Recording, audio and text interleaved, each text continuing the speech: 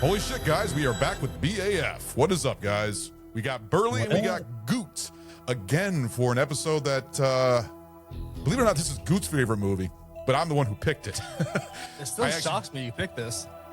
You know what? Because you always talk about it. You always rave about how you love this movie and how it's one of your favorite Carpenter films. So I decided, you know what? Let's go with something because I think it'd be a good talk, and I know you come up with great questions for it. So we are going to be doing the movie Prince of Darkness, which is directed by John Carpenter. And this movie was released October 23rd, 1987, which I was trying to think, when did They Live come out? I think They Live came out like a year after or a year before? Yeah, the year after. I believe so. But like I said, the director's John Carpenter. He's done amazing movies. It was 19, all right, so it was a year after that. Yeah. Burley, you ever seen They Live? Yes, that's a classic. That is, yeah, Roddy Piper, amazing movie. We actually, me and Chase did a good episode on that one. So the movies that John Carpenter has done, he's done the movie Dark Star with the, the volleyball alien. We got Assault on Precinct 13. We got Halloween, the original. The Fog, another great movie. Escape from New York, another great movie. The Thing, an amazing movie. Christine, Starman, Big Trouble in Little China. Prince of Darkness, the one that we're doing today. They Live. Memoirs of an Invisible Man, which I think it's underrated. I don't mind it. I actually don't mind that one. In the Mouth of Madness, the third part to the Apocalypse trilogy. Village of the Damned, Escape from L.A., John Carpenter's Vampires, underrated. James Woods, I fucking love that movie. Hell yeah. Ghost of Mars, and he also did one called The Ward. I think that was one of those Halloween series that they do on like trilogy. Yeah, something like that. So you forgot Body Bags. Okay, good, you said it. Body Bags. You forgot that one. That's a good trilogy right there as well. Yeah, but he didn't direct that. I'm going by once he directed. He is the host, almost like a Elvira type of deal. That's actually a good movie. It's got Mark Hamill. It's got a whole bunch of. It's like he's even got Wes Craven in a cameo. I think he's got a lot of cameos in there from different horror directors. But that's a fun one. I think that was made for like Skinamax or Showtime or something like that. It was HBO Max. Was it HBO Max? How you gonna have Mark Hamill raping some girl? I'm in. Then you got the dude that had the long hair and just wouldn't stop growing or shit like that. I mean, but John Carpenter was fine, especially with just the way he talks. It's just, I fucking loved him in that. I love John Carpenter altogether. The budget and box office for Prince of Darkness, the budget was $3 million. The box office was $14.2 million. So it made money. That's just worldwide though. The Rotten Tomatoes score for this, critical, it is a 56%. Audience score is a 61%. So the audience liked it better than the critics. The main cast of this movie is Donald Pleasance, who is a John Carpenter regular. He's been in Halloween. He's been in a lot of horror movies. Most of the Halloween movies, actually. But what was the other one that he was in? Wasn't he also in Escape from New York? Donald Pleasance? I don't remember. Yeah, it was just there briefly. You saw him again. If you watch it again, you'll catch him. But yeah, it's just for a few seconds. We got Jameson Parker as Brian. We got Victor Wong as Professor Barek. Lisa Blout as Catherine Danforth, Dennis Dunn as Walter, and Dirk Blocker as Calder. I just got mainly the main cast. And also we got a little cameo by Alice Cooper, so can't complain about that. The movies that were released back in October 1987 were, I like this one, Fatal Attraction with Michael Douglas and Solid. the bunny inside the pot. Good Morning Vietnam, another classic right there with Robin Williams. The Hidden, never heard of that one. Like Father, Like Son. The Stepfather, Prince of Darkness. Hellraiser, the classic original Hellraiser, which I love, from Clive Barker. Less Than Zero, and then The Running Man with Schwarzenegger. Another classic right there. Do you watch The Stepfather every Father's Day? No. It's a good No. Father's Day movie. Yeah, I mean, you and me do have our traditions where we watch movies every, like a certain day of the month or a certain time of the year. I remember your birthday movie is No Country for Old Men, right? And Inglourious. Dark. That's dark. I thought No Country for Old Men was your birthday one. I do that one and Inglourious Bastard. Oh, okay, gotcha. But that's my side. I'm already done there, so I'm gonna actually hand it off to Goot because this is his movie. I just picked it, but I'm letting him go with this because he's the ringleader go here. with it. But yeah, I'll take it. Okay, you know what? I'll say this. Prince of Darkness. All right, I think I said this. You guys ever heard of Shout Factory, the Blu-rays? Oh yeah. They release a lot of stuff with the new art. One I just showed at the beginning of the show. Yeah. So I actually bought this blind buy because I was trying to watch all the Carpenter films. So I've never seen this when I was younger and like that. I actually seen this probably within the last 6 years. And I bought it, watched it. I enjoyed it. I watched it for this episode with Sammy, my wife, and she hated it. She said, "Hey, I'm going to watch it again. Want to watch it with me?" He's like, "No, that's stupid. That movie was stupid." She thought it was the most boring piece of crap. And I was like, "It's not bad. It's a good movie and everything else." But that's how I got myself involved. And then when Goot always praised about it, like through the years I've known Goot, he's always said how he enjoys Prince of Darkness and everything else. So that's why I was looking forward to picking this for this episode that we're doing. But I bought it as a blind buy. So I don't know when you guys saw it first. Dude, I don't watch any horror movie. I think I said that on the last episode I was on. I don't watch any horror movies. So this was like I have to watch this in the middle of the day type of thing, just in case. But because I am a puss. But I enjoyed it, dude. Low key. I liked it a lot. This was your first time watching it, right? Yeah, this is my first time watching it at all. Yeah. So you were a virgin to this movie. Oh, 100%. I never heard of this shit. Yeah. Well, I remember when we brought it up on our last episode, it was like, if it has to do with Satan or something like that, it's like, I don't want to watch it. Yeah, y'all brought the devil into my house. I want y'all to know that, dude. I'm lighting up a sage and putting blood of the lamb around all my doors. But you got to watch Event Horizon. You got to watch Hellraiser. I mean, you got to watch. There's so many good. I've movies seen on Hellraiser. I did enjoy Hellraiser. I actually watched Hellraiser probably in the last 3 years, first time. Wow. But this movie was dope though. I liked it, dude. I mean, I have some thoughts that we'll get into as we move forward. But yeah, I liked it. All right. Yeah. When was the first time you saw it? Good God, I was definitely a teenager. When my love of like horror movies started kicking in, and like I believe I saw it on AMC. Like they have the 31 Days of Horror when they have the whole month. They just show horror movies all day. Yeah, I believe I saw it through the AMC channel. But yeah, for anybody who's like interested or going down this rabbit hole, usually around every John Carpenter's birthday, they always have like a discount for all John Carpenter's movies on Shout Factory. So definitely check it out if you're interested. That's the thing about Shout Factory. I think they were just bought out, and now they are a new company, I believe. And I actually just ordered a 4K 4-disc edition of Day of the Dead from Shout Factory, so I'm looking forward to that coming in June. But I think I probably have well over 50 or 60 Shout Factory Blu-rays. I love Shout Factory. I love how much it's almost like a Criterion collection for horror, and I really enjoy it. So and I will never get rid of this. And it's a fun movie. Yeah. Why would you get rid of it? Because there is some Shout Factories. Okay, never mind. Sometimes I get rid of movies that I don't watch over and over again, but I keep all my Carpenters. I love Carpenter. Carpenter is one of my favorite directors. So this, to me, I think is a very underrated movie. It's not talked about more when it comes to John Carpenter, but I think it's his more well-received films compared to a lot of his other films and everything else. But that's why I'm really curious about I know one of your questions, and I will answer it when we get to that. But yeah, there you go. So I'll start this off with this because something barely mentioned during our Body Wrong days. was how religious he was. Uh-huh. So I was blown away by this movie because like there's a lot of religious factors here and science and horror. So I love the blend of all three of it comes together. Yeah.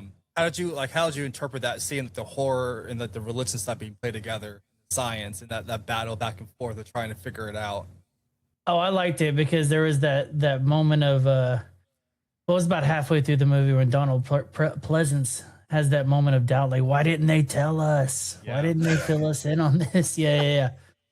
Yeah, and it. First off, any of y'all ever getting tricked into spending the night in that church? I would.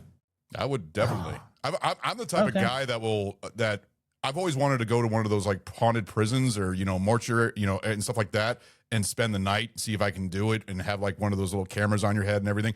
I love inspecting like dark places. I love going in the woods at night. I enjoy stuff like that because it's intriguing to see what you can find and what see, because I don't really believe in ghosts. So I want to be proven wrong. So I'd love to do stuff like that, going ghost hunting and going and, spending the night in fucking, abandoned hospitals and abandoned This buildings. is how Alice Cooper kills you. This is what happens to people like you.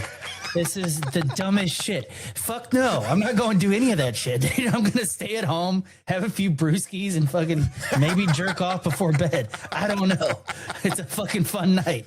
There's no way I'm doing any of that shit. I would do it. Like I've seen some shit down in New Orleans, like, just the random things here. I could see a glimpse. Like one time I was walking down, I took my wife for the first time down to New Orleans, and you do the Bourbon Street one night only just because, of course, a trap. But we're walking outside and we saw this church, and it was heavily gated, beautiful old church. And I look over and I see a guy hanging from the tree, and like people with like pitchforks and like I see torches. So I'm like in disbelief. I'm like, that's happening right now. I jump the fence and take off running because I was going to try to save him. Yeah. And my wife is yelling like, "What the F are you doing?" I turn around, I'm like, "Don't you see this?" And it's gone. And but yeah, I've been in like one of the restaurants. The whole place is so much haunted history. It's magical feeling. So I was in this upstairs lounge, and then all of a sudden beside me it got really cold, and like this plum smell hit me. So this lady was wearing plum perfume. And we were doing a ghost tour that afternoon, and the person doing the tour was telling about the wife of that lady, the husband there, she would always wear plum perfume around like different men because she slept outside of the marriage and cheated on her husband. Yeah, that's crazy. So, That fucking ghostly whore. What the smell? I don't even know what plums smell like. I know what they taste like, but I don't even know plums smell. it was beautiful. It's enchanting. Interesting. I can feel it in my plums. Yeah, me back in the day. Oh, go ahead. I'm sorry. So back to the religious thing. Like there's a part of the Bible that's not included. It's called the Book of Enoch. I'm not sure if you're familiar with that, Burley. Yeah. So I love how like it was found with the Dead Sea Scrolls, and there's like the Book of Isaiah and like the book of like someone else there, and so it ties into this movie because like the back then when ZZ Top came together and they decided it didn't jive with the Torah, so they kept it out. Yeah. But yeah, if you look at it, you get the idea. The book is like cosmic versus like instructional, and like there's fallen angels, there's the Watchers come down to teach a forbidden knowledge. Yeah. To humanity. So things aren't meant to be understood. Guess why they infer science and math, and like differential equations weren't discovered yet back then. So like they're being blown away by all the science part, and like how Jesus came from a different planet to warn people, and he's getting power. So I love like the different like take he took at it. It's just incorporating religion, and like there's so much there. So who knows what psychedelics he was on when he decided to make this movie? So yeah, whatever he took gave us Alien Jesus, and it ruled. Yeah, dude, Alien Jesus, let's go. Yeah. Fucking yeah, there's no way I'm doing any of that shit that y'all just described. Are you completely against any type of religious like horror movie when it's something ingrained in me. I'm a piece of shit now. But it's something ingrained in me to just be afraid of spirits and ghosts, because that was just shoved down my throat till I gagged. Giggity. So right. Yeah. All right, how about movies like End of Days with Schwarzenegger? I mean, come on. Oh no, that kind of stuff. Yeah, it's here. Horror movies are like slasher flicks. Stuff that can really happen in real life. It's the spiritual shit that gets me sometimes. This one didn't bother me. So I guess it all depends. Would you watch Event Horizon? I feel like I saw that movie. Let me pull that up. Hold on. Who's in it? Sam Neill, Lawrence Fishburne. It's a P.S. Anderson movie from the director of Mortal Kombat. 97. Yeah, it's like Hellraiser Dude, in space. I have this movie, but I don't think I've ever watched it. Oh, Yeah. Is that the movie? I think I have. Yeah. I see a future episode coming. All right, there's the movie. That's my choice. Because like when BAF they did this as a show, the group, because it's kind of like an outside perspective of Barry H. flicks. Mhm. So they did that a few years ago, and I was tying in how this came before it, and like how much of this was like ingrained into Event Horizon. They just took it to a whole new level. Yeah. All right, I'm in. No, I can completely agree with that. We might have to put that in for a future episode. Like I said, I think we're gonna have Burley. What you said, you want to pick that one? That's my choice. If y'all haven't done that one already, let's do it. Shit, we might as well just do all three of us pick a movie about hell. Do our own little hell trilogy. So that'd be fun. All right, I'm looking forward to that. And then they'll pick the movie I am picking for next after that. I'm just doing this interruption real quick. Is you said you never saw the original King Kong, the original Correct. RKO version of King Kong. So we are going to be doing basically almost like the Godzilla episode, the original King Kong and the Peter Jackson King Kong. All in. Let's do this. Awesome. All right, so we got hell. We have Rear Windows, we have Event Horizon, and we got King Kong. Awesome. All right, let's get back to the episode.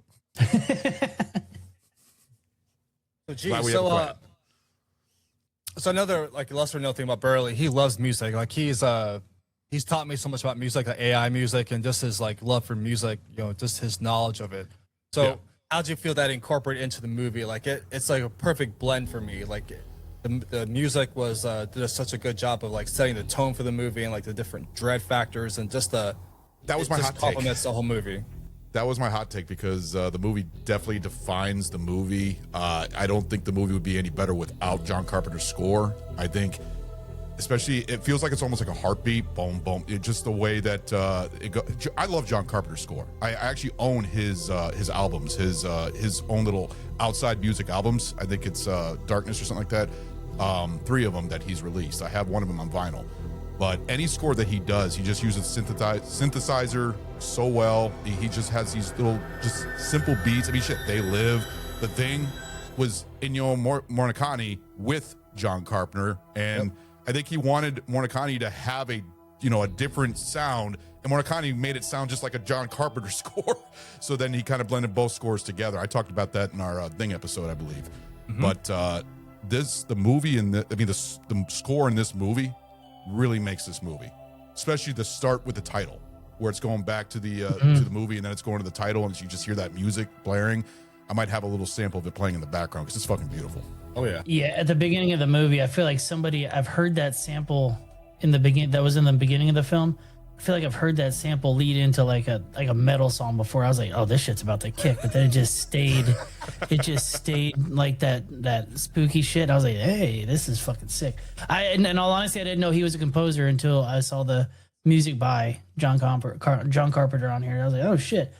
So then I looked at his. He mostly composes most of his films. Yeah. Damn near everyone is. He looks like he works a lot with Alan Howarth a lot as far as like.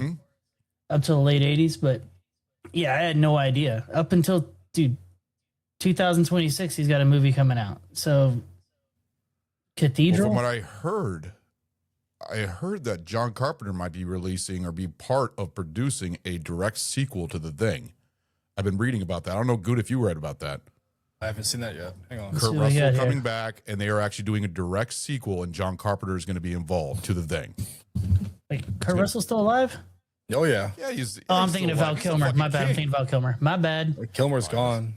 Yeah. I miss Val Kilmer. I was actually just watching a movie with Val Kilmer before we got into this. I was watching. A lot of people don't like it, but I find it good. Oliver Stone's Alexander. I think it's underrated in my book. It's a good movie, but he's got like multiple cuts of it. Did y'all watch his documentary? Yes. But Batman, yeah. Yeah. No, not Batman. The Val Kilmer, it's included in there, but just how excited he was, but then like how beat up it was because he felt like he couldn't act. He was just this damn suit. He's an amazing actor, but I think to his best role ever to me will always. A lot of people say Tombstone, but I also really enjoyed him in Heat. I love him in Heat. Oh, Heat. Yeah, that's. He was also. Was it a lion? Was it Ghost in the Darkness? Oh yeah, that's a great Sick movie with in that Michael movie. Douglas. Yeah, sick role in that movie, dude. I love that movie. That movie it's underrated too because it's actually was critically like panned badly, and I don't know why. It's very entertaining. Jerry Goldsmith's score is beautiful in that movie. I love that movie. And yeah. they're batting a lion. I love that movie. I'd love to do that in the future sometime. Add it to the list. We got so many on the list. I mean, we're gonna be probably doing the show till I'm in my fucking 90s or something like that. I'm gonna be an old man here, drinking and then puking and then talking about movies. It's just I was telling Goot one day, drunk, but I was like, hey, we have a drinking episode. We could get all fucked up and talk movies. I was like, all right. Well, I thought we were gonna have a drink for the show. I was actually excited. I was looking forward to it. But next time, all right. You know what? Event Horizon. We're doing a drink. All right. Drinks. But Burley, plural. you have to come up with it. Oh, okay. Has Miller Lite sound. Yeah. Copious amounts of Miller Lite. I mean, that's my beer to go. That's my light beer to go. So I have no problem with that. We can do a Miller Lite. You know what? We've never done Miller Lite on the show. We've never done Miller Lite on the show. So that's doable. 12-pack Miller Lite minimum. We'll see where it goes from there. Now we're talking. But all right, sorry, I sidetracked everybody. Sorry. Back You're to good. Oh, you were talking about the music. I already said my bit of the music. So Burley, if you want to say your bit. Oh, I said mine too. I didn't even know he was a fucking composer until I saw this flick. And actually, you know what? I'm talking out of my ass. I don't know that much John Carpenter, so I know his name more than anything. John Carpenter presents blah. That's how you know his name. He's fucking popular as shit. But I enjoyed this shit out of the music. I liked it a lot. It set the tone. Oh yeah. Okay, does anybody know? I tried to find it. There's a song playing in the dude's headphones when he gets killed with the bicycle. Anybody know what song it is? It's not Alice Cooper, and I thought it would have been. Give me a second. I tried Googling it. I couldn't find it. Yeah, it stuck with me. I was like, what is that? I definitely have to look that one up because I didn't even realize that, but it sucked that Alice Cooper had such a small role in this movie. Not even a single word. But you could tell it's him. I mean, I was seeing him right there with the fucking, the pale eyes just standing there. And I was just thinking song, Feed My Frankenstein. Yeah. So, yeah, Alice Cooper is fucking awesome. He's made a lot of, I think he was also in one of the Friday the 13th movies too, from what I remember. I believe. I might be wrong. We should do a rock cameo fucking series. According to Wikipedia, it's pulled from the 1987 album "Raise Your Fists and Yell." It's called "Prince of Darkness" by Alice Cooper. It is Alice Cooper. It didn't sound like Alice Cooper. Okay, well, I'm wrong. Did he do a song for this movie? I think he's pulled it from the album. But it's called "Prince of Darkness." Yeah. Huh.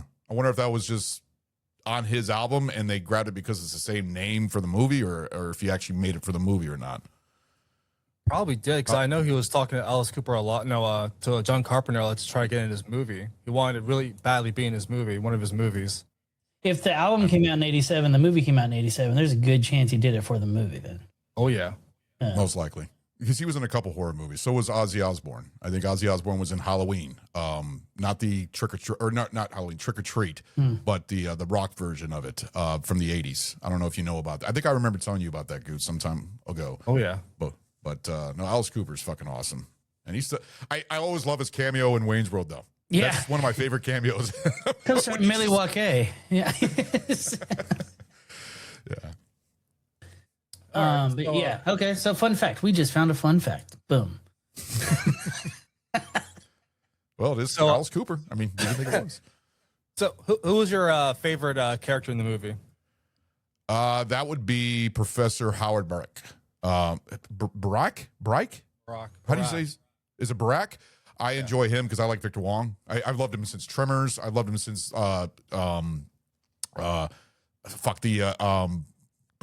Big Trouble in Little China. I mean, he's in a lot of. Shit, he was even in Little Ninjas. You guys remember Little Ninjas? I was about to say, Rocky Colton Tum Tum could have taken care of all these motherfuckers. No problem.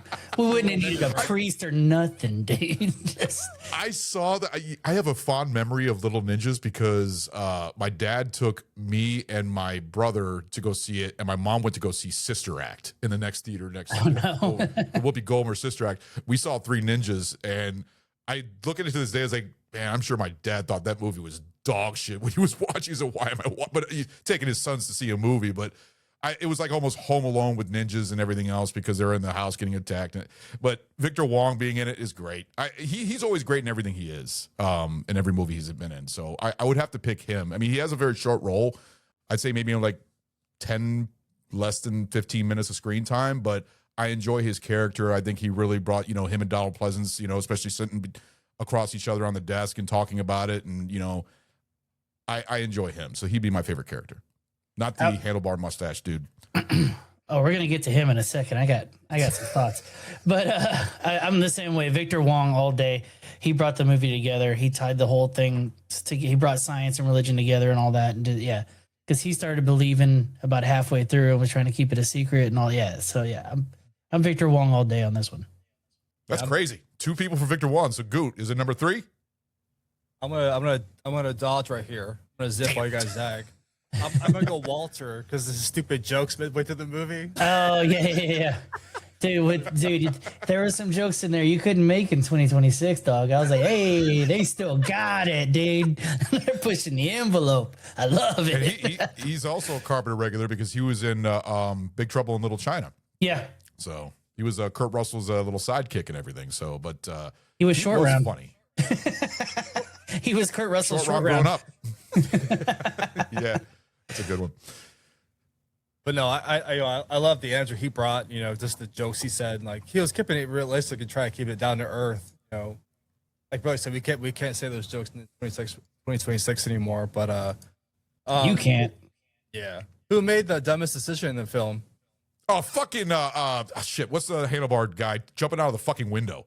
Yeah, like, what the fuck was that shit? That was a useless scene. What was the whole point of that?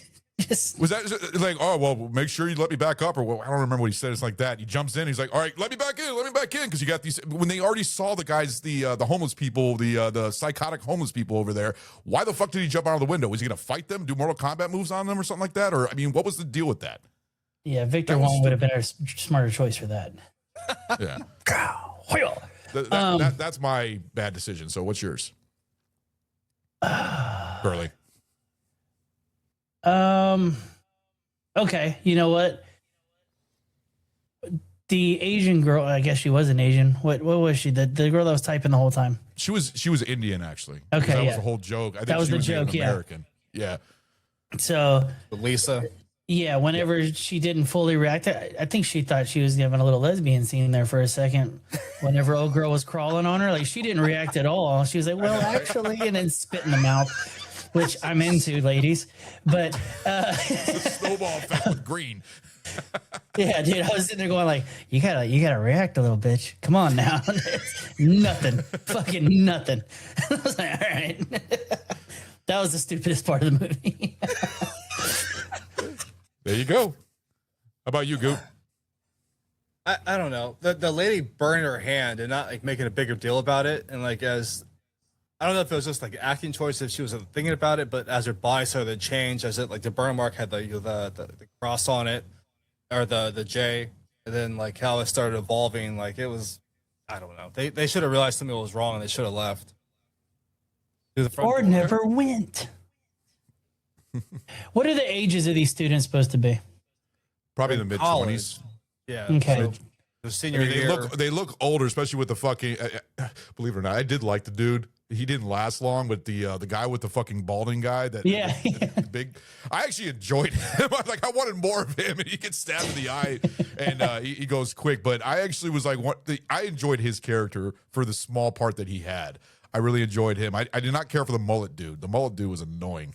The fucking the guy that got killed by the homeless guy. Beetle Boy. First kill. Yeah. Was he the first, or was it the guy with the glasses that was first? The first guy was the guy in the glasses with the bicycle. Yeah. Yeah. The fucking geek guy or whatever. the one that was just on the computer the whole time, complaining and bitching and stuff. So Jameson Parker, Brian in the show, handlebar mustache. Brian Marsh. He's 40 when this is filmed.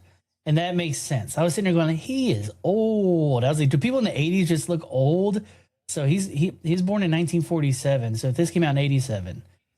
Well, you know how to get a woman in bed with just having a second cup of coffee. I can tell you that. Oh, I'll give him that for sure. But the one thing about him, is he in any other Carpenter film? I've never seen him before because he looked familiar, but he rocked that mustache. I can tell you that. He really enjoyed having the mustache. It was just something different because mustaches right now are coming back. I'm seeing a lot more mustaches on guys now, but that was a big thing in the 80s, and I don't know why they went with that. Or have you ever seen that actor, Goot, on anything? No. No, I've seen him in Jag before. Jag? Yeah, he's in Jag. The TV show Jag? He's mostly a TV actor. I'm looking at his shit. I'm seeing Walker, Texas Ranger. I'm seeing all sorts of shit. It's all TV. Yeah. Okay. Yeah, I was always wondering about it. He was a fine character. I mean, he wasn't anything special in my opinion in the movie. Like he didn't make me like enjoy. I didn't enjoy his character. I actually enjoy more of the side characters more than him. So yeah. Because I was wondering if he was more of like the main lead. Like, who would you say is the main lead actor in this movie? Or would you say this is more of just a whole cast movie? Dr. Loomis, he has the main title card because he's the one trying to push the envelope. He's the reason why everyone came there. And then toward the end there, he makes the dumbass decision to throws the axe at the mirror. Yeah. Yeah. Okay. Oh, you know what? I'll change my mind. You know, I after thinking about that, the dumbest decision was the girl pushing the lady into the fucking mirror or diving with her. Just push her through the window and like keep it there. Catherine. Yeah. Yeah. So you should have pushed her, not dive with her through the damn mirror. That was the dumbest decision in the movie. I agree with you on that. But I will also say that scene right there was probably the most creepiest because when you see her being taken away and you just see her face with all the fear that she had when she was looking, that looks scary as fuck because you're being pulled into hell basically. With is the Prince of Darkness the son of Satan or is that Satan? I believe it's Satan. I saw the red hand. Yeah, inside the dimension part was Satan. So it's the son. The Prince of Darkness was the son. So that's the son of Satan that's pulling her in. No, it was the devil pulling him in. So when she dives through, that's pretty much the son of the devil. Okay. And the other side pulling him through is the devel. The gotcha. Okay. Because she was being gold member and going Fasha.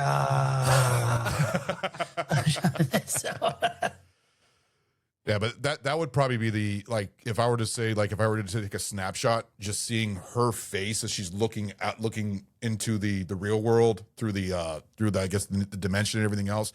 That part was like, oh man, that's scary. That sucks. You know, that sucks for her. And then she's in the video that plays that dream. You could see her in the doorway of the yeah. Which did they have? I've been yelling, darkness is spreading, darkness is spreading. Did they have plans for a sequel to this?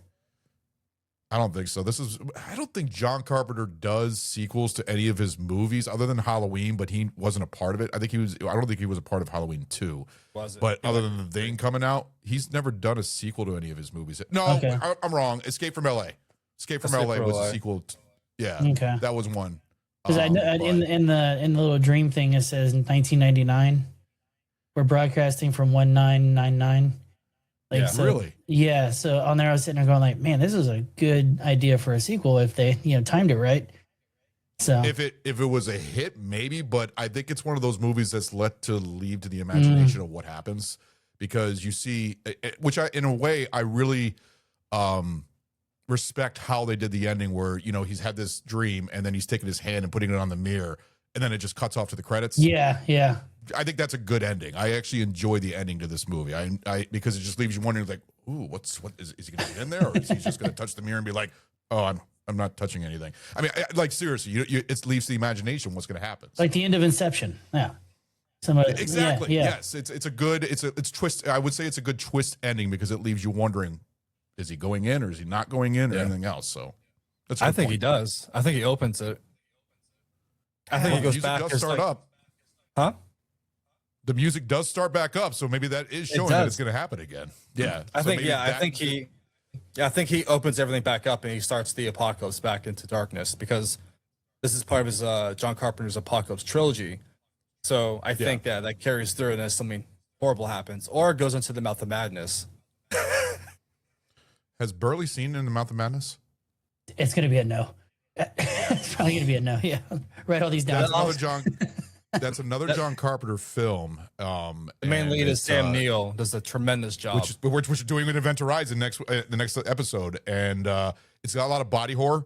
Yeah. And it's actually a watch. It's a good watch. You should give it a chance and just watch it out of the blue. Not even for the show, but just watch it out of the blue. It's worth a watch. I got it right here. But you have seen The Thing. Yes. Yes. Okay. So, yeah. How would you rate Google this? smack you in the face if you didn't see it. I know who. If I told him to watch it, he'd watch it. So how does this movie rank to you, Burley? Okay, would you put The Thing 1 versus Darkness 2? How would you rank this? Thing number 1 all day. Thing's a fucking classic. I enjoyed the hell out of this, but it didn't beat The Thing, in my opinion. Yeah. Ron, how would you rank all 3 movies? You already know the answer to that, Goose. The Thing is number 1. To me, that is John Carpenter's number 1 masterpiece out of all of his films. That is his number 1 film. Now, Prince of Darkness is a strong 2. And Mouth of Madness would be 3. I enjoyed Mouth of Madness, but this one I enjoy more because this isn't like no fast-paced, like, heavy horror movie. This is more of a slow pace, like a watch. You need to watch this movie. Listen to the dialogue. I enjoy dialogue. I enjoy the interactions between the characters in this. So I would have to take Prince of Darkness would be number 2. It's a great movie, but The Thing is, Thing is way up number 1 for this in the Apocalypse trilogy. Yeah. So I got a question before you give yours, Goot. Sorry. Did they truly explain the whole thing with the ants and all that shit?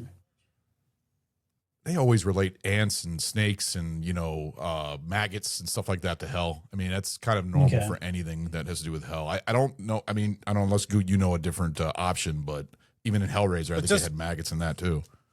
Yeah, but it was just like that. I think the tie to nature, like the whole science and religion type of thing. So it was like a tie back to nature as like the sun was setting, like the animals, they knew somebody was coming, so they started coming to it. So all the stuff that creeps people out, I think it was just that in nature coming together to bring this force and energy on. Okay, because I had a little bit of a flashback when, I don't know if you've ever heard of crazy ants, or I think they're called raspberry ants or some shit like that. Heard crazy ants, yeah. Yeah, crazy ants. Well, they're attracted to electronic, like, signals or whatever. So when it was crawling into the back of his TV, I had flashbacks as we had him at my house a few years back. Dude, it's crazy. Because you could spray all the poison in the world, you'll kill an entire dustpan full of these ants, and the next day they're all still there. They're back. Like it costs so much money to eradicate these things. It's crazy. I had no idea there was ants that was that was attracted to like signals of electronic signals. Electricity. Yeah, any electricity. They're coming out of your plugs. They're coming out of it's crazy, dude. Yeah. That's like a scene from a horror movie. You saw all these ants just coming out of your plugs. Like, what the fuck is going on here? Yeah, it was crazy. It was nuts. Yeah, I had flashbacks on that. It bothered the fuck out. That was the scariest part of the movie. I'll be honest with you. It's goddamn ants. You don't like bugs, do you? No, I don't give a fuck about bugs. It was more of a nuisance in my house. Yeah, especially with a newborn at the time. I was like, God damn. Yeah, it's just fucking summertime. Those little mini ants are going to be coming out all over the place where you're just seeing all over the house, just leaving sugar out and shit like that. Those things are annoying to get rid of. Can't stand those little ants. But yeah. So Goose, what's yours? What is your ranking? Oh, same as yours. Nothing can beat The Thing. I had that in my top 5 movies of all time, I believe. And yeah, this is number 2. I have a weird love for this movie. Like I said, about the religion and just the horror take on it. And like, there's so much there. Like I watch this movie at least once every 3 months, at least, just randomly, just sit down, just to zone out. But I do like I love watching stuff in the background to see if I can see something new and just to incorporate something else in there that I missed. But yeah, in the Mouth of Mouth of Madness. That's definitely number 3. It's, I don't know. It's there. It's okay. It's good body horror, but it doesn't have the impact on me. The one thing I love about In Mouth of Madness, I believe, is that the movie? Is that the one where it has what's the fucking dude from Ghostbusters 2? Or am I thinking of? Yeah, it's got the actor that plays Vigo. It's either that or I'm thinking of Village of the Damned. It might be Village of the Damned, because Village of the Damned is another Carpenter movie, which is actually a good one with Mark Hamill and Christopher Reeve. Superman's in it too. That's another good one right there with the devil children, basically the alien children, with the white hair and everything. But I believe Vigo is in the Mouth of Madness, because I recognized his face. I was like, why is that face so familiar? And I couldn't figure it out. And I looked it up on the page. It was like, that's Vigo from Ghostbusters 2. And it was like, I never thought I would see him in something else. Was it him? Yeah, he's in there. William von Homburg. Yeah, I knew he was German. He definitely looked like a big German dude. But it was just crazy seeing him in that. Definitely check it out, Burley. You definitely have to check that one out. You just said devil children, dude. Said no, that's Village of the Damned. That's Village of the Damned. And Mouth of Madness. Okay, I have Mouth of Madness up right now. I'm going to download it as soon as this movie's over. Yeah, legally, of course. VPN. Make sure you get your VPN today. Get your VPN right now. What was your Dan Campbell holy shit they went for a moment? This was hard. I kind of already said it earlier, but it was just seeing Alice Cooper in this movie, just seeing him not speak and everything. But I don't know. I really couldn't think of anything like crazy moment that they did, other than maybe Donald Pleasance throwing the axe at the mirror. You know, he just like threw it like that, just chucked it over at the mirror and it cracked. But I couldn't really think of a good one, so that'd probably be mine right there. So it's probably a lame one, but there you go. So I'll let Burley take over on this, because this is probably better. Nobody caught the subtle racism of giving Wong the chopsticks and the Sprite. Nobody caught that. Where did he get fucking chopsticks? He's like, I got chopsticks and I got my Sprite. I was sitting there going, God damn, Carpenter, you are a fucking madman.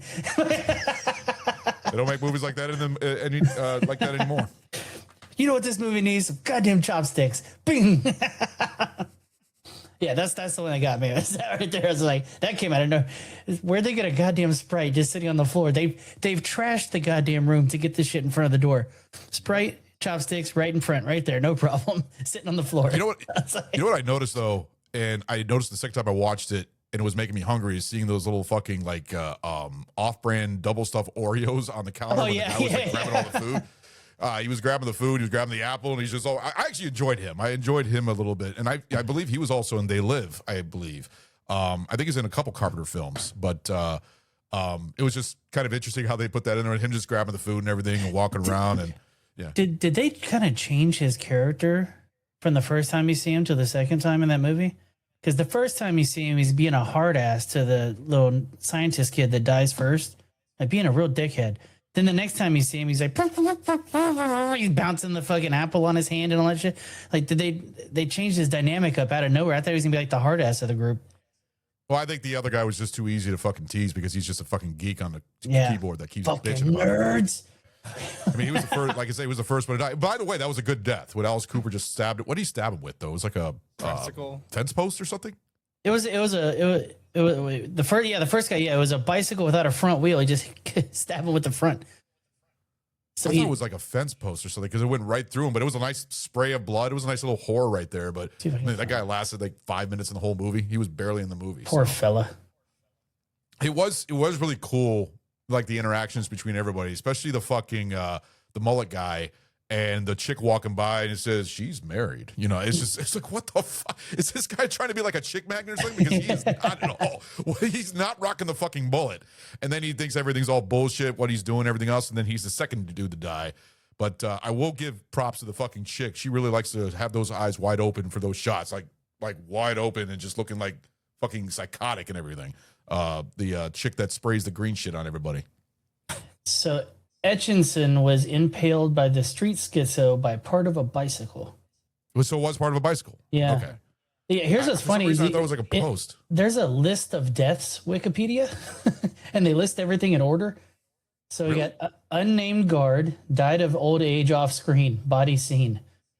Pigeon crucified by the street schizo off screen, body seen.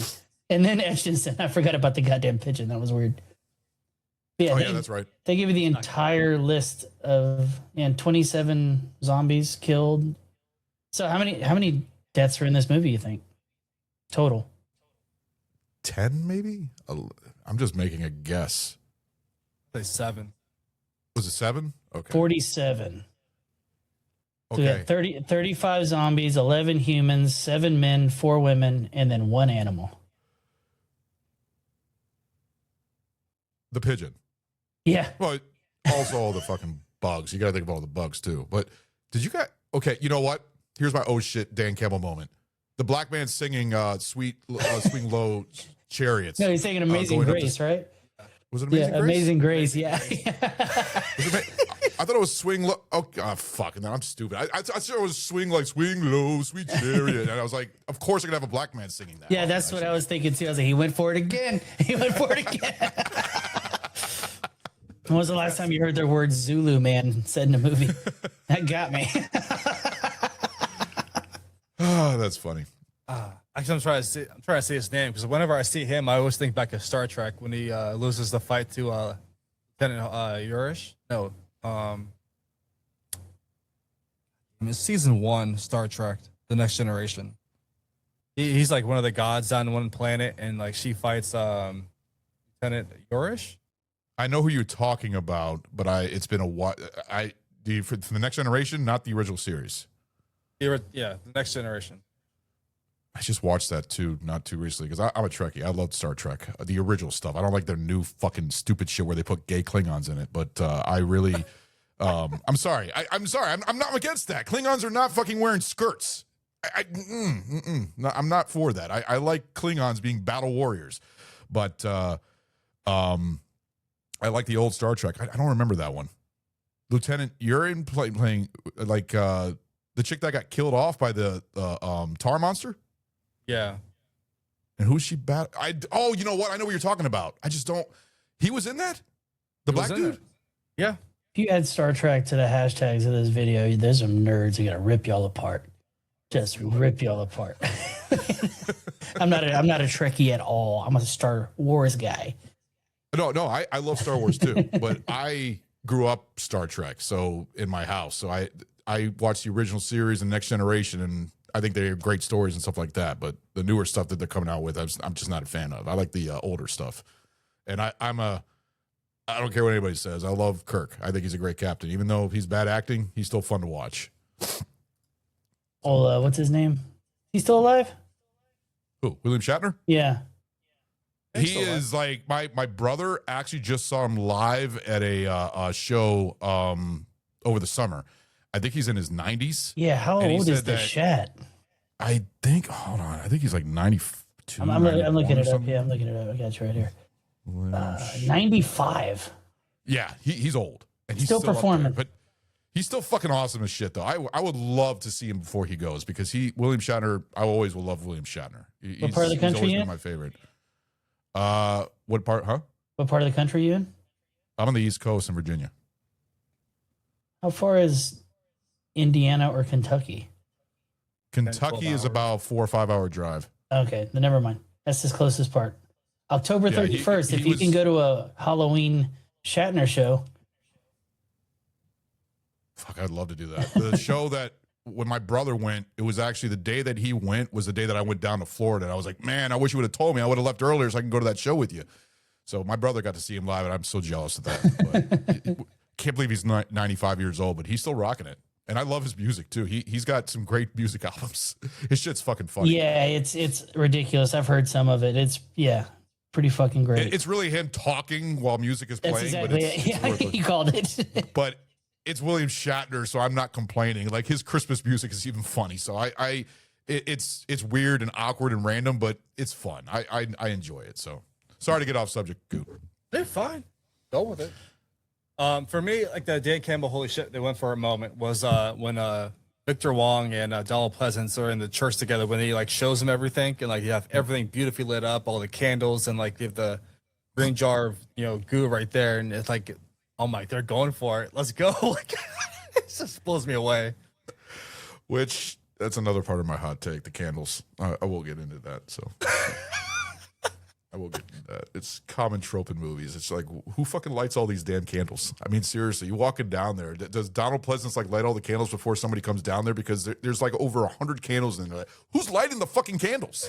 And not like, a who is lighting all these? Not a single candle in the stairway going down. They had to use a flashlight. Yeah. So yeah. It's just I don't know. It's just something I've always noticed. Like I was watching the movie the second time, and I was like, okay, you got candles everywhere. There's no nuns here. There's nobody in there. Who the fuck is lighting them? They're candles, which means they're wax, which means they're gonna burn out sooner or later. So it's maybe like something that you wouldn't see that's wrong in a movie that you wouldn't think about. But some people who analyze the movie would notice that, and I noticed that. I was like, who the hell is lighting all these fucking candles? And they're still lit when they're down there looking at the green Cinnabite. I mean, it's Hellraiser. I mean, it kind of and everything else. But I will say I love the colors of that green. I love the look inside that. That's a beautiful set. A beautiful set that they did, even though they got too many candles lit up. But it's beautiful. So. Now you got my retard brain all sidetracked. They clearly had electricity down there. They wouldn't have all those computers and shit running. Not a single generator. So they had to have power. The generator, I think, was upstairs. Yeah. I think they had a whole bunch of shit upstairs they were bringing in. I think they had a whole bunch of wires going down the stairs. But okay, just, all right. I don't think you see it, but I assume that's what they did because they were bringing all kinds. They had a whole fucking U-Haul truck full of shit. Oh, yeah. With computers and everything. I mean, they were really turning the place into a fucking lab. Like when Victor Wong's doing his little checklist in the middle of the room, like, put that there and get that, and having all of his fucking students do all this work, and the fucking the kid was like, I don't want to be here this weekend. I have shit to do.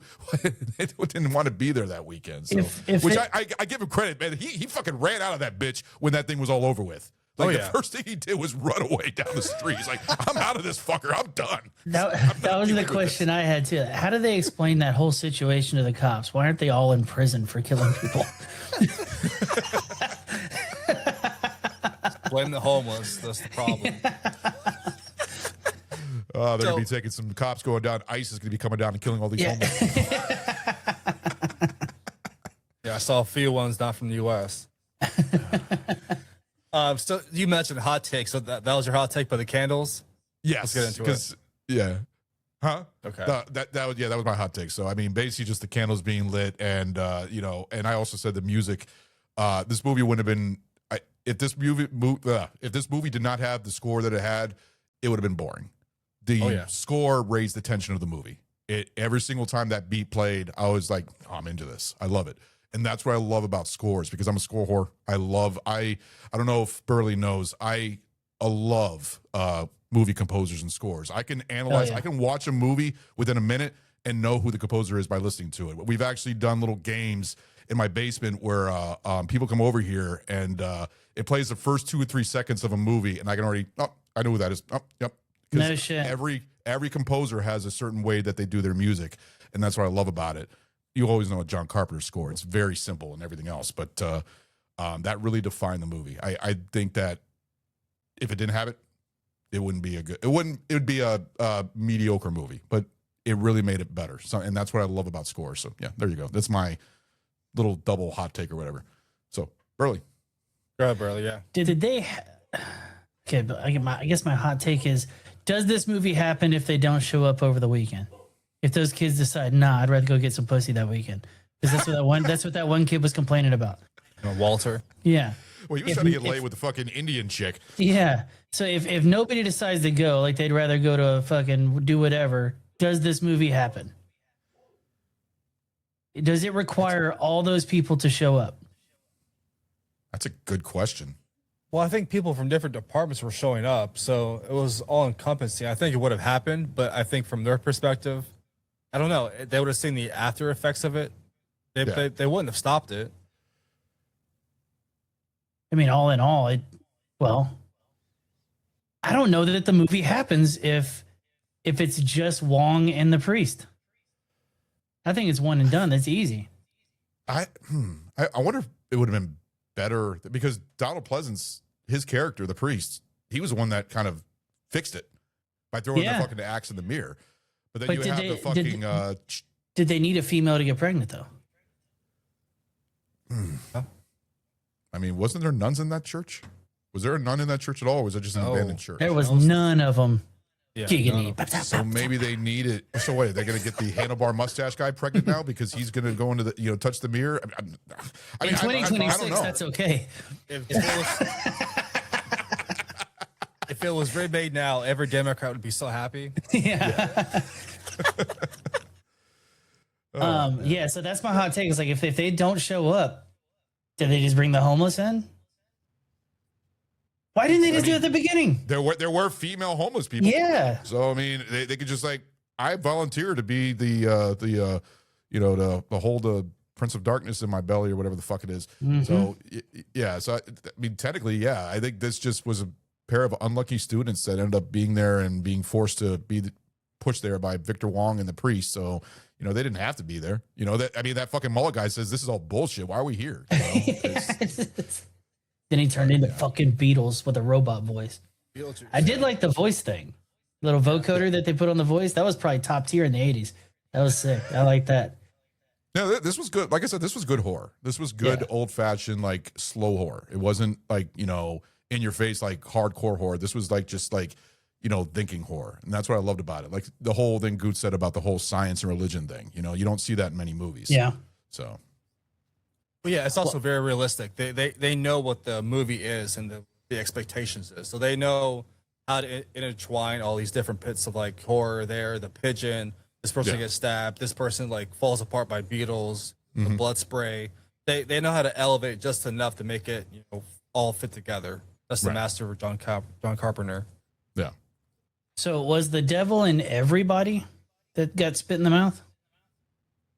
I think they were more followers. of like, I was gonna say demon, like become demons or become what's the Exorcist? What's the word for when a demon's Possessed? inside of you? Possessed? Possessed. Thank you. I think they were like demon possessed, and that He said Pazuzu.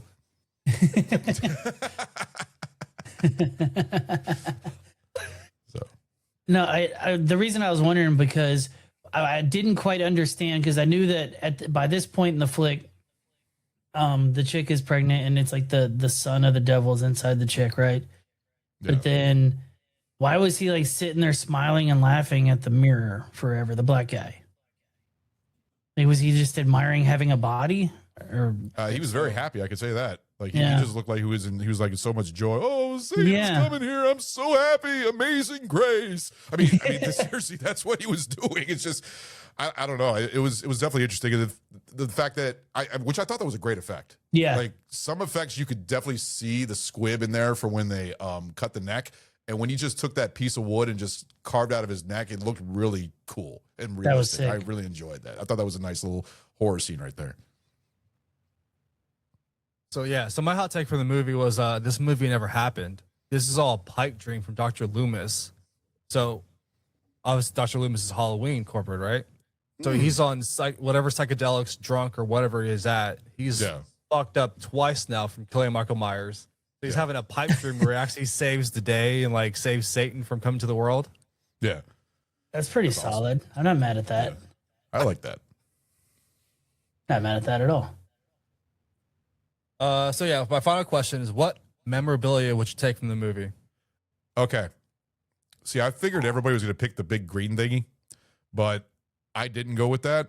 I actually enjoyed the book that they were looking for in the beginning. What was that a bad? Did I pick yours? Yeah, I don't think it's way too. Y'all bringing the devil in y'all's home, dude.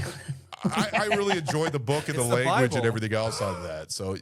I enjoyed the book. That's my memorabilia I'd take from the movie. I figured all you guys would go with the green spinning thing. So yeah, but there you go. That's mine. I do want you to ask that one question that you have once you're done with your guys, because there was a question there you missed that I want to answer. Okay. You touched upon it, so yeah, I'll ask next. So if you, fuck it, I'll bring it right, full circle. I would take the chopstick and Sprite.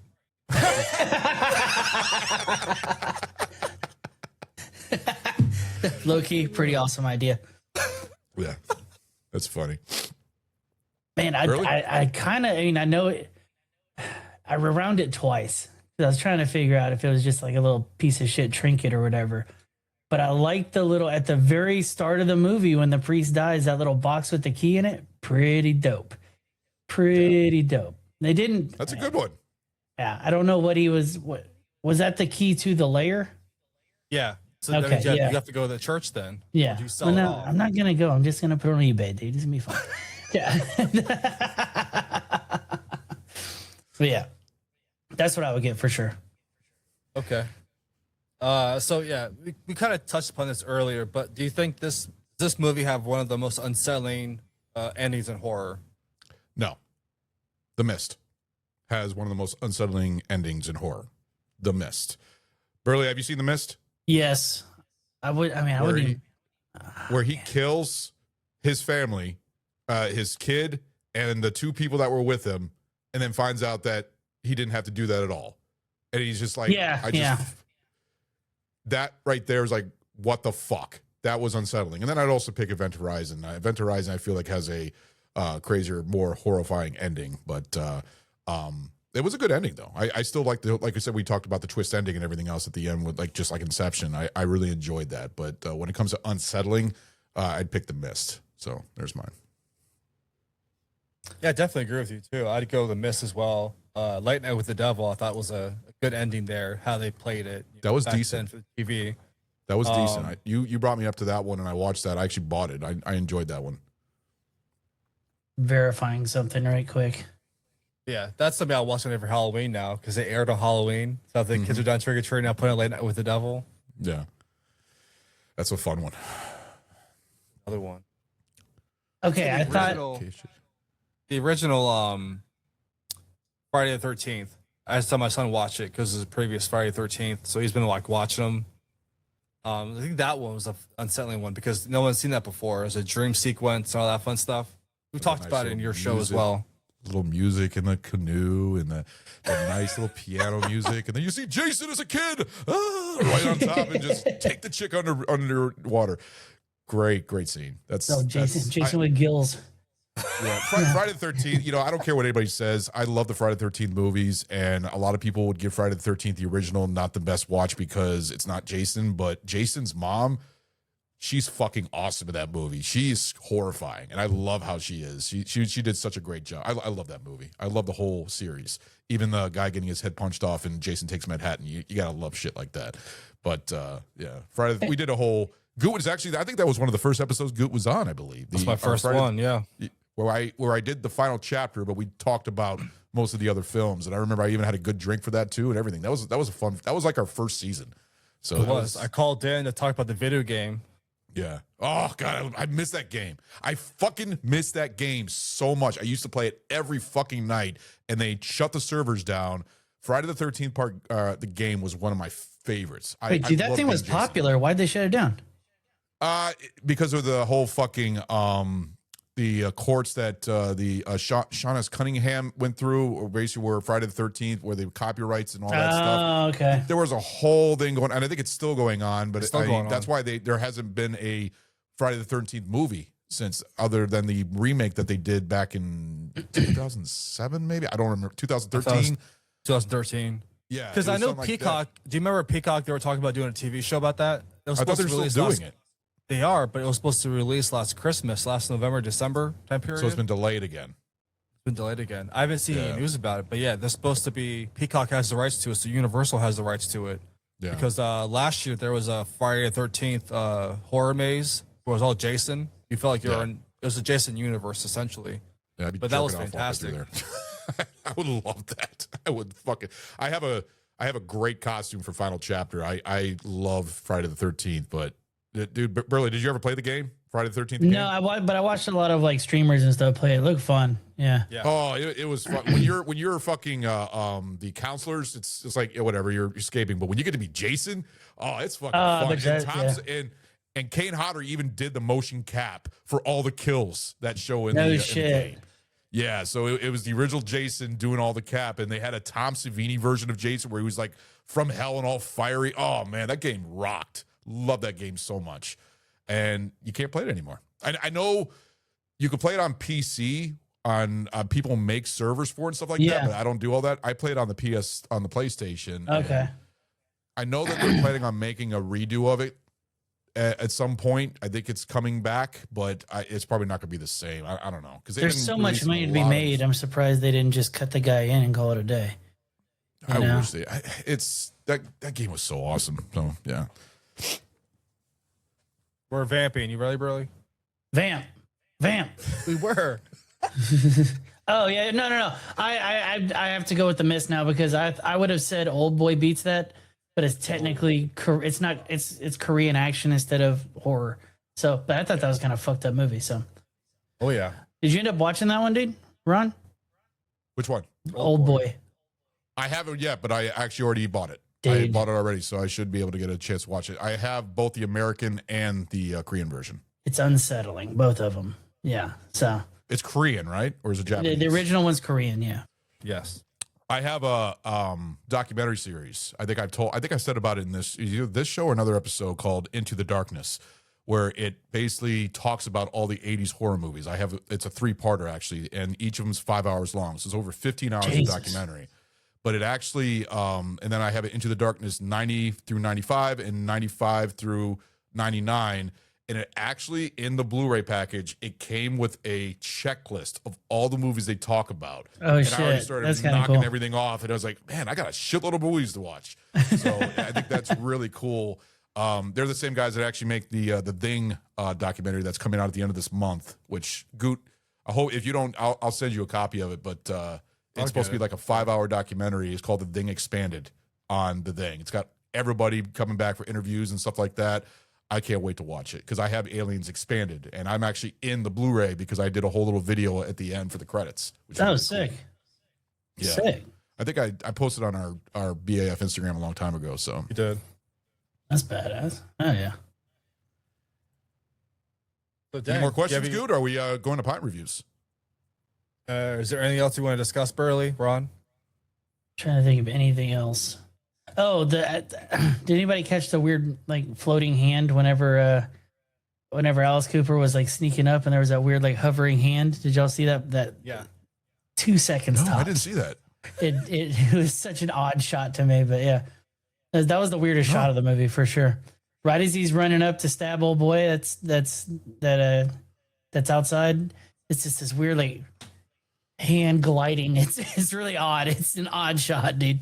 Bothered the fuck out of Oh, me. okay. I know what you're talking. Like the slow, where it's like slow is like if you're gonna kill you basically you have enough time to run away. With Yeah, how slow that exactly. fucking knife is coming. Yeah. I know exactly what you're talking about. I did see a makeup issue with Alice Cooper though, because Alice Cooper had a white pale face, but his hands were red. Like red, At the very beginning, yes, I caught that too. Yes.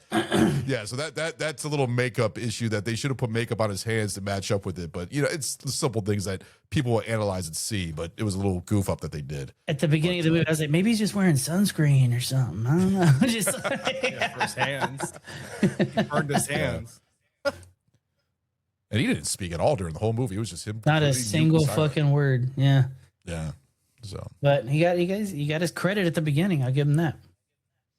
but I will say this. No, I think we covered a lot of this, and I think this was definitely an interesting. I'm glad that we did this because I know, Good, how much you love this movie. So it's fun to actually talk about this. So this was a good pick.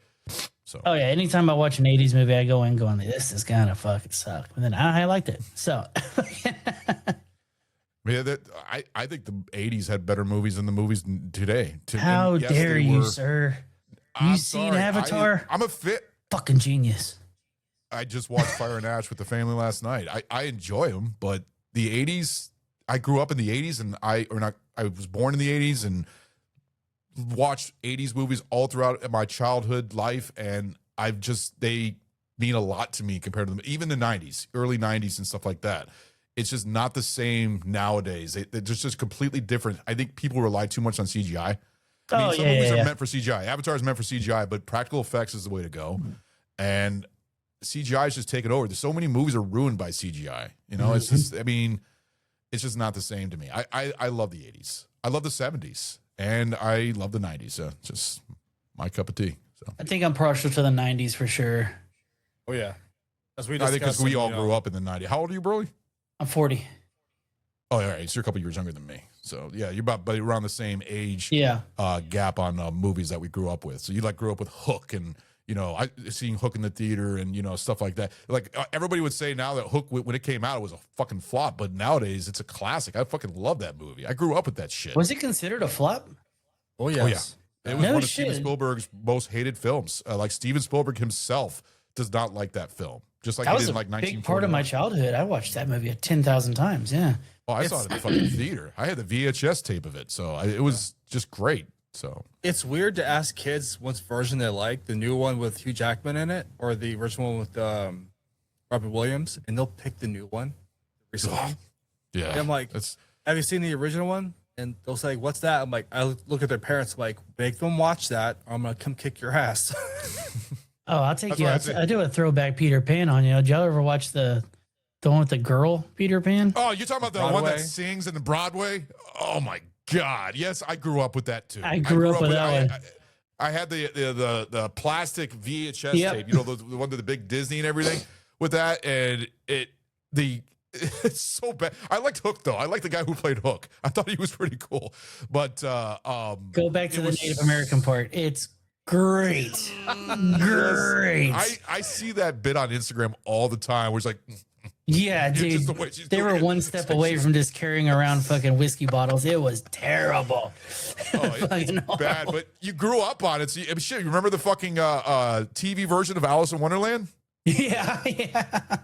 I've been seeing shit on that. I was like, man, I remember that shit. That shit fucking freaked me out when I was a kid. I mean, seeing that fucking dragon dude and just all, it's just shit like that was weird, but we grew up on it, just like Stephen King's It. You know, a lot of people in our generation was afraid of the Tim Curry It because Yeah. it was so freak and everything else, but people prefer the newer version. But believe it or not, Tim Curry was a great Pennywise. I prefer the original. Yeah, the new ones are good, but the original is just fun. You know, you got to love Tim Curry, just like you got to love Tim Curry as Dr. Frankenfurter from Rocky Horror Picture Show. I mean, Tim Curry is an amazing actor. I think he's just fucking great. Anything is in Congo, even. I just watched that. I love that fucking movie. In fact, I want to do that on our show. I remember we've talked about it for many years, so we might have to save that for us three. I'm already making a list of I movies. saw that we're Congo in the Congo is theater, so- dude. Same here. Yeah. It was fun, saw man. my I Sesame fucking love Cake. that movie. That is classic cheese. I fucking love it. It's so great, but it's a bad movie, but it's enjoyable. You know, just like fucking Super Mario Brothers. I enjoyed Super Mario Brothers. I don't care what anybody says. Great Stupid, go fuck movie. off. Great exactly. movie. I thought it was great when it came out and everything else. And the fucking Goombas looked like big turtle men. I don't care. It was fun. I enjoyed those movies. I enjoyed the original Mortal Kombat. You know, fucking The Saint from Val Kilmer. I mean, the Phantom. You know, the Shadow. Saint I mean, goes fucking hard. Doesn't get enough fucking credit, dude. oh man, Saint. those Oh, were yeah. great movies. We grew up with those, but the Billy Zane Phantom movie so fucking bad, but it's fun. You know, I the didn't get Saint- into the hold on. Phantom movie. I love that movie, Billy Zane. So I had my son watch it. He loves it too. But The Saint, that's what pushed all the Mission Impossible movies to do better. That makes sense. I like the original Mission Impossible. I love the whole series, but I actually saw the original in the theater back in 1996. And I fucking loved it. I thought it was great. That train sequence, watching it in the theater, so much fun. I love Mission Impossible. With Danny Elfman doing the Mission Impossible score, did such a good job. And it's directed by Brian De Palma, a very well-known director. Missed it. so- What are you talking about? Yeah, it's always Limp Bizkit, no matter what, dude. I know why you want to hate me. I know why. I know why. Love you, brother. That's Mission Impossible too. So, That was a killer soundtrack too. Mission Impossible oh 2. yeah. Mission Impossible, that's probably the least favorite of them, but it's still a fun movie. It's because it goes This- into John Woo territory. That's a John Woo directed film. Yeah, as soon as you see doves, you know. But yeah, I fuck with every Mission Impossible. I really wish they hadn't killed off Emilio in the first one. He would have been a cool one to keep going. Yeah, yeah. But The last one, Dead Reckoning Part 2, I saw in the theater. That was I watched that on IMAX, the big screen, and fucking loved it. My daughter watches them on her phone she loves those movies. She's got them memorized. the She loves dude's a them so much. weirdo, but he makes a good fucking movie. I tell you what, just crushes Exactly. it. I don't Yeah. care what anybody says about Tom. Tom Cruise fucking is is king. I mean, although one of my favorite roles of him, Tropic Thunder. Yeah. Apparently, I don't know if this is true. Y'all be the ones to know this, but they're supposed to be doing like a movie just about him. Les Grossman. They've been talking about that for years. I don't think it's gonna happen. They did an MTV live show for the MTV Awards or something like that, where he got to do a little bit and dance with either Beyonce or somebody like that. It's Beyonce. And they were talking about it, and it just never came to play. I really wish it did, because Les Grossman fucking rocked. That ending scene when he's doing the fucking dance and you see the credits, one of the favorites. I love that scene when he's just doing his dance and everything. So much fun. Hold on. I think I just saw a trailer for something that he looked like comedic with Tom Cruise coming out. Yeah, it's something directed by the guy who did Birdman and The Revenant. It's called Digger. Something. It's called Digger. Okay, Digga if you're, politically correct. I saw the trailer for it. I'll see it. Tom Cruise is one of my top 5 actors. I love Tom Cruise. I usually see anything with him. I thought he was a great Lestat in Interview with the Vampire. I thought he was amazing in that. He's good in just about anything. He's great. Got John Goodman in it. It's got a few people in this movie. Okay. Yeah, and it's probably gonna be they're trying to see if this will be his first Oscar win. That's what they're trying to go for. For a comedy? Yeah. No. Birdman was a comedy, and Michael Keaton got nominated. He didn't win, but he could definitely. It could be. Go ahead. Bill. Yeah, Leo. Yeah, because it still it pisses me off. Top Gun Maverick didn't win Best Picture that year for him. Instead of was it Everywhere as Once or whatever the fuck. Movie was amazing. You want to hear something that's gonna piss y'all off? Go ahead. I've never seen the entire first Top Gun. I get bored immediately and just It's such a classic movie. Really? I've tried 3 times. Watch it. How far did you get into it? Oh, dude. When they first start hooking up, I make it's about there. Just go in with the perspective of what Quentin Tarantino says about the movie, where it's like, it's a gay sex movie. I know more about that movie because of Tarantino than I would watching it. So I never even saw Maverick because I haven't seen the first Top Gun. Yeah, God, it's really fucking good. It's a good movie. It's a good sequel, and I think they're making a third one too. And I thought what's his name that played Goose's son was just perfect casting. Miles Teller. He played a perfect Goose's son. Yeah, I thought he did a good job. So I'll give it another shot. Are you ready for Pine Reviews? Go Pine Reviews. Pine Reviews. All right. I guess since I picked, I go last. So I'll go ahead and pick Goop first. Okay.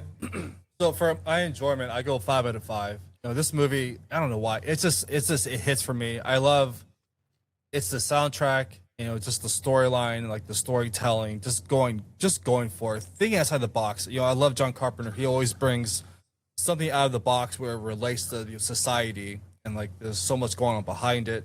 They live, the behind the scenes where it's just a subliminal message everywhere, and aliens taking over. Yeah. The Thing, just the trapped in isolation, and like just the concept of an alien shapeshifter is fantastic. All his movies bring something outside the norm that you don't see in the normal zeitgeist. So I love that. The atmosphere, this Prince of Darkness takes, the slow burn dread. I love that. The constant unease, the score just complements it, everything, and it's always balanced there. But yeah, for critical, I'd go a 3.5 out of 5. I know it's not one of the best critical movies, but they do the best with the budget they had and just everything they had scientifically, and just they did the best to make it more practical effects. So I have an appreciation for that. Some of the dialogue is horrible and the acting can be bad. It's hit or miss, but I enjoy the concept of it, and it's just they took a creative risk, and I think they hit it has a cult following to it. So if you ever wake up from a dream from a camcorder with your trash man saying throw out the trash, roll out the trash cans when you wake up. There we go. Awesome. All right, Burley, you two. You're next. So there was you mentioned the subliminal messages in there.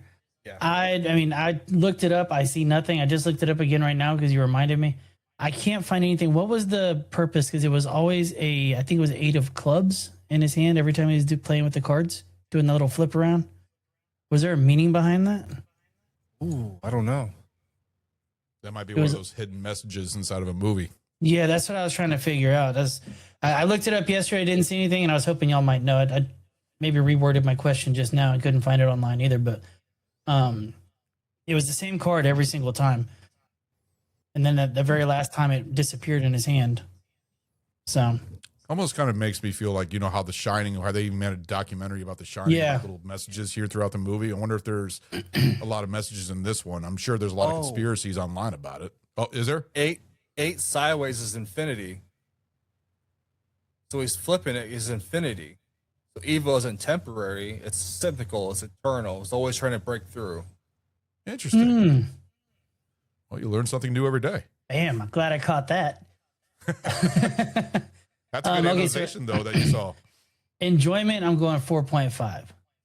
Only because I had people interrupting me the whole time I was watching the movie. So I kept having to rewind it. I was getting upset. But it was enjoyable enough for me to ditch my family to watch it. And they were like, let's go do this and that. I was like, I'm finishing this movie. So, yeah, 4.5 there for sure. What was the next one? Enjoyment was the next one? Critical. Critical's the next one. Critical. Set design was a little cheeseball to me. For me. So I'm gonna go. I want to be that dickhead. 3.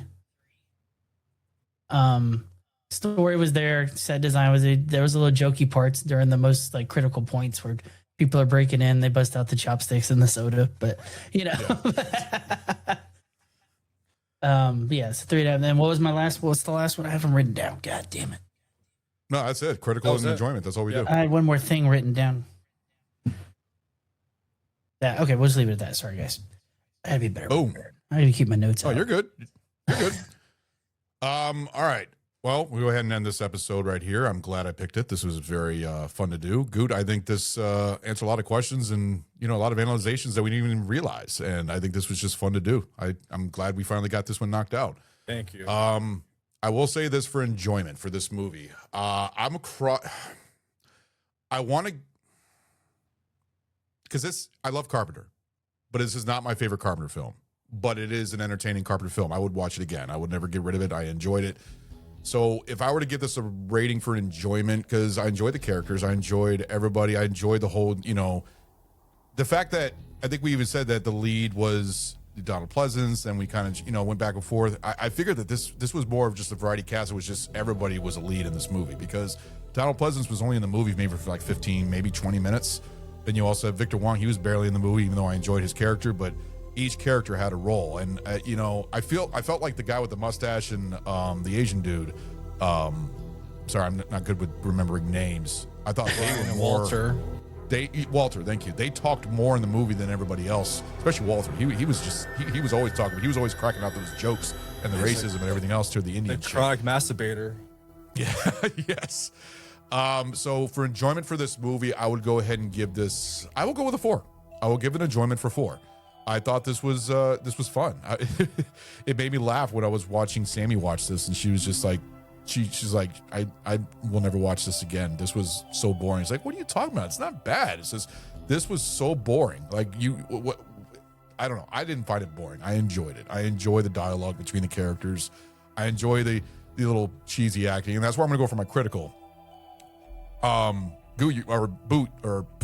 Burley, you were talking about the sets. I really thought the set down in the basement, even though whoever fucking lit all those candles, was a beautiful set. I thought the whole green pool above that, the cylinder inside the room and everything else, all the candles and all the laboratory mixed in with all the old school like cathedral basement type of deal or something like that. I thought it looked beautiful down there. And the rest of the sets, I think this is one of those movies where they use like an abandoned building. This isn't mainly sets. Other than down in the basement, it was actually real, because that building looked like it was in the ghetto. It was like a church in the ghetto or something like that. It looked abandoned and disgusting. It looked like homeless people smoked crack in there or something like that. But I thought the sets were actually pretty decent. I thought the effects were not good. I mean, were good. Yeah. Like I said, the kill with the throat slitting with the black dude, and the all the bugs and everything. The bugs on the window, sliding up the window when she was looking out the window, and everything else. I enjoyed all the actors other than the mullet dude. The mullet dude can go fuck off. But I enjoyed all the other guys. I really enjoyed the heavyset dude. For some reason, I don't know why. He was just fun to watch. He was just really, really cool to watch. When he came around the corner like this, it got me, dude. I was like, yes. Oh, and his neck was like that because he broke his neck. Yeah, that was funny. I really did the attention to detail. It was his neck broken and everything. But no, critically, I will probably give this I'll give this a 3.5. 3.5 for critical. It's not a badly made movie. And I think what really helps the movie, like I said, and I've said it multiple times, is the fucking score. I think John Carpenter's score really adds to the movie. It really puts a lot into it. And then having Alice Cooper in there was fucking awesome. You know, it's cool to have Alice Cooper in a movie about the devil. So it and also that fucking scene through the mirror when you see that fucking hand, the hoofed hand from Satan, basically. That is Satan, you said, Goot? That is Satan sticking his hand? I just looked that up, by the way. It's not Satan. It's it's the anti-god or the father of the devil. I didn't know devil. Wouldn't the devil, the father, be God? So in John Carpenter's Prince of Darkness, the devil's hand, in quotes, reaching through the mirror in the climax belongs to the anti-god, and in parentheses, or the father of the devil, not Satan himself. The demonic God's gnarled lost brother? Huh? What, God's lost brother? I mean, yeah, because God is the father of the devil. So that's the entity is attempting to enter is identified as the anti-god, described as the father of the Christian devil. Interesting. Yo, So it's really we God just pull- opened so up it's really another God fucking. pulling you in. Yeah, that's opens a whole new can of worms right there. That's weird.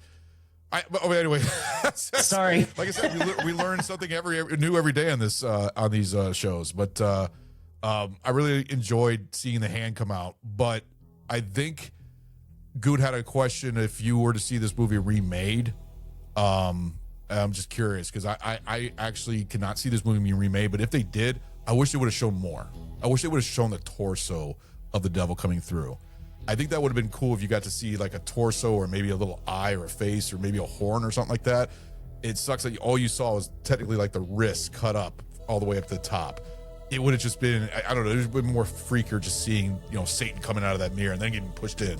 So, but no, critically 3.5. This was a well done Carpenter film. It's not his best, but it's amazing. I mean, it's not his best. I'm getting my mind all fucked up. It's not his best, but it's also not his worst. I think it's right in the middle of all of his films. I mean, he's got worse films than this. Ghost of Mars would probably be one of them. But You hate Ice Cube, dude. You hate Ice Cube. I love Ice Cube. I love Anaconda. You hate the Boys from the Hood, dude. I fucking love Boys of the Hood. That's a great fucking movie. Ice Cube rocks. I thought the movie was lame. It just wasn't that good. Ice Cube is great.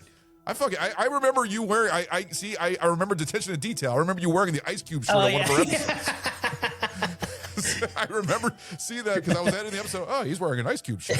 I fucking love Ice Cube. Like I said, Anaconda, that was one of my favorite movies of his. And plus Friday. You can't go wrong with Friday. Yeah. The first Friday is great. But yeah, no, 3.5 for critical and 4 for enjoyment. This was good movie. Worthy of a watch. Not for everybody. A lot of people might find it boring, but I mean, for the movie whores that we are, I enjoyed it. So Movie what? Yeah. Horror horse. What was that? Movie horse. Movie guys, movie shit. I don't know. Whatever. So yeah, if I held back from saying it, but yeah, if you can see this in theaters, it amplifies it so much more. The surround sound, and it's just being on the big screen, the score in the background. It's amazing. I would love to. Like I said, seeing movies. I would like to see every Carpenter film in the theater. To tell you the truth, I want to see Village of the Damned in the theater. Psycho Cinema. Yeah, I know. I gotta get a chance. I'm so mad that Aliens didn't come out. I really wanted to see that in the theater. I think it's coming out in May. Doesn't like Alamo? Doesn't Alamo do stuff like that? Yeah, They show old flicks. Yeah. I've seen 2 movies with Goot at the Alamo Theater. We went and saw My Bloody Valentine, the original, and we saw one of my favorite of the Romero movies, Day of the Dead. To see that in the theater gave me a hard on. I fucking loved it. It was so great. So because you get a better experience when you're in that big theater and that big screen and the surround sound compared to being in your home theater at home. So yeah. it's and Aliens is one of my top, like my number 1 favorite movie of all time, and I've been dying to see that in a theater. Like, love to see that. See the Get away from her, you bitch, on the big fucking screen. that is like, I really hope that happens someday. So I'd like to see that. And I think it's coming in May. if it does, I'll be there, brother. Seriously, I will fucking take the day off. I will call out and take a personal day. I don't give a fuck. I will be there. So I I'm won't not drive. I'll that. probably fly back to see you. So Yeah, that's a definite go-to. And yeah, so there we go. Goot, you want to go ahead and end us up? it's your episode, brother. Take it home. All right. Well, this is the end of our episode for Prince of Darkness. Burley, it's always great having you. Looking forward to our future episodes with you. And from the podcast, if you want to go ahead and plug your podcast. I don't have a podcast. This is my podcast that I hang out with you guys. So this is my only podcast I do now. Burley is a BAF member now.